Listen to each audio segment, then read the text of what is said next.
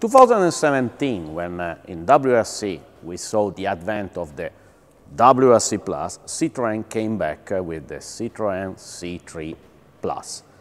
Such a car is the top of the ones that were running with Toyota, Hyundai and Ford, and of course was immediately competitive. We can remember that Mick won in Mexico in 2017 with the famous slide out in the last power stage, and drivers like Mick, of course, Craig Breen, Sébastien Ogier that won Monte Carlo with this car, and Esa-Pekka Lappi were using this very beautiful car through the season from 2017 till 2019, and the end of which Citroën withdrew from the WRC.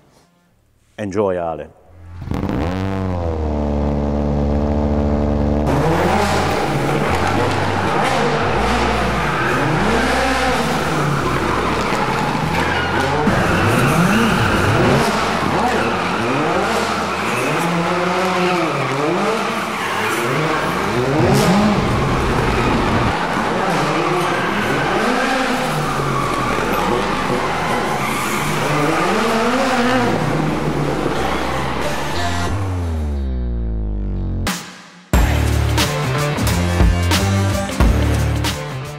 Okay, let's try this amazing Citroën C3 WRC Plus.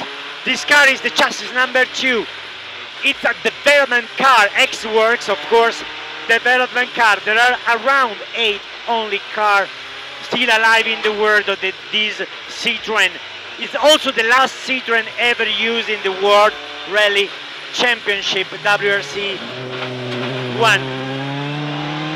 This car has been driven by Ogier at Goodwood. We have a lot of confidence with this small circuit, perfect for WRC or Rally 2 cars. First of all, launch procedure, very easy. First gear on, mix, which is the LS. And then go, it's automatic. Wow! The engine sound is amazing of this car. So we use it in this way. With the hand brake, we try to anticipate a little bit the corner in order to slide out of them very fast, especially in this condition, having the gravel setup, which is completely different compared to tarmac. Just a small hand brake and goes. Amazing. The engine sound is something great. In this track you can feel the downforce only here of the aerodynamics, but we know which is something very special, especially above 120 kilometers per hour. Wow! This car is something magical, and it's very easy to drive even in gravel setup on tarmac.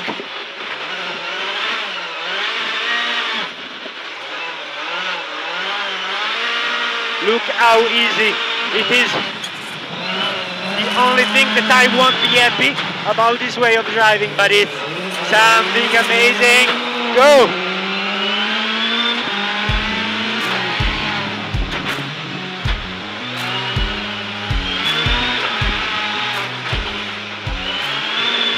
Wow, this Citroën is something.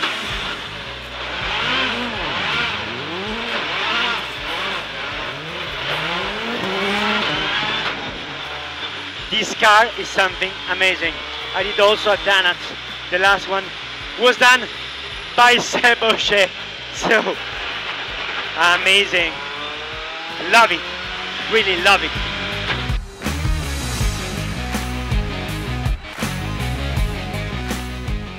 In my opinion, the most impressive thing of these cars were the aero development. Huge rear wings. You see, we have two profiles, the top one and the bottom one, that were interacting each other, but we cannot forget that they were interacting also with the rear diffuser, and in fact these cars had basically a flat bottom of the car, so using the ground effect, so-called. But the aero development was huge also along everything. You can see we had a big air exits from the front and rear wheel arches to remove the air pressure inside, side skirts to manage the airflow below the car, of course many inlets for rear diff cooling, brake cooling, and in the front it was nice to see these impressive flea caps that were bigger and bigger along the years with strange shapes, some with some teeth, and the split that was managing the front airflow in order to have a good balance between the front and rear downforce. Useless to say that between 2017 and 2021 the downforce increase was a lot, but I have to say that also the way the drivers were using the downforce was different, because it was a brand new world for them. The performance level of these cars was huge, a big step ahead to what has been seen since 2016. Much more power. At the end of the era, we were about 410, 415 horsepower, huge aerodynamic downforce.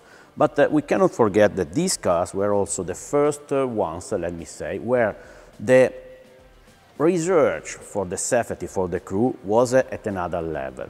We had specific seats fitted in the car with loads of foam to protect also the driver from the side impact. That has always been something very dangerous in rally cars. And we have a thick foam that was specially studied.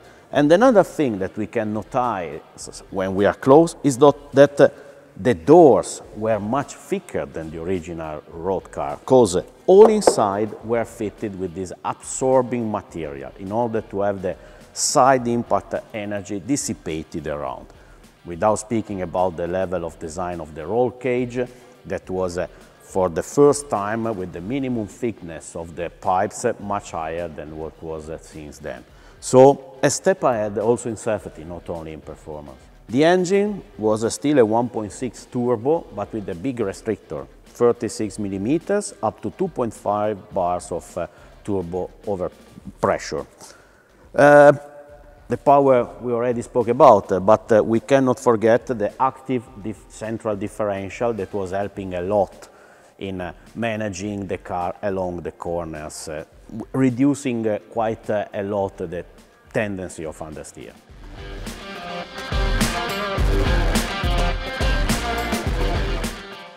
I had so much fun with this Citroën C3 WRC Plus chassis number 2 here on a dry surface, on a dry car track, with this time 1:16:34, which is much slower, which is something right, compared to the same time did with the Citroën C3 WRC Plus, but in tarmac spec.